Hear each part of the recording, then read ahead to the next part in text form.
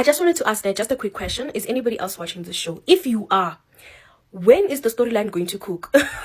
Because I'm sorry, I don't think that the storyline is storylining the way storylines should storyline.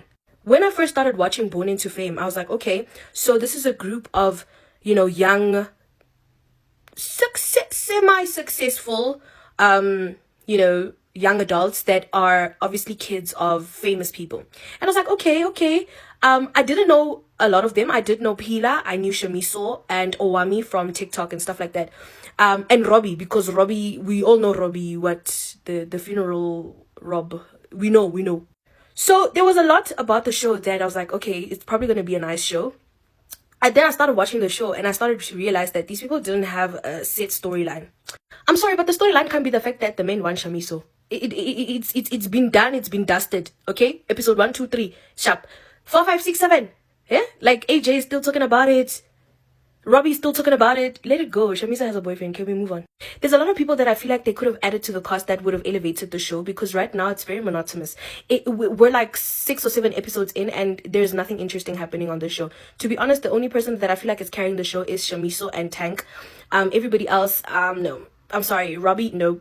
Owami, love her to bits, Gesana, love her. But, babe, open the fuck up. Like, I'm not feeling the storyline in terms of Owami. I honestly feel as though there are other people that they could have added. They could have added Primo Baloi. They could have added Robert Boy. They could have added Coachella Randy. And the nice part about Coachella is that we know what Coachella is like on a reality show, because they've had their Rising Star reality show with Kagiso and them. And it was a very interesting show. Like, it was very captivating. It was intriguing to watch. You understand? I actually wish that they continued with that. So we know how Coachella is on in front of the camera. I feel like they need, you know what they need? They need someone to come with life. You know, even Somisa's daughter, they could have added Bahumi. They could have added Bahumi. There's like so many, because Somisi would have brought the Zagazang Zang, you understand, to the reality show. So it's like, come on guys, it's simmering too long. Let it cook now. Let it fully cook, because right now, there's nobody that bores me like this man. I'm sorry, and you can't convince me otherwise. I'll never understand what you're saying.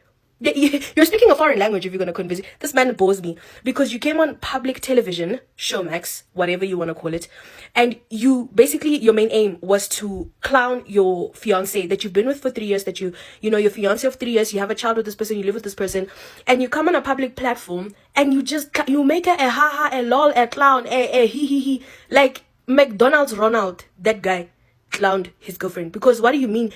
You're coming on a public platform, you're flirting with other girls, inviting other girls out on dates on Valentine's Day. You're not even buying me a Kit Kat. Give me a break.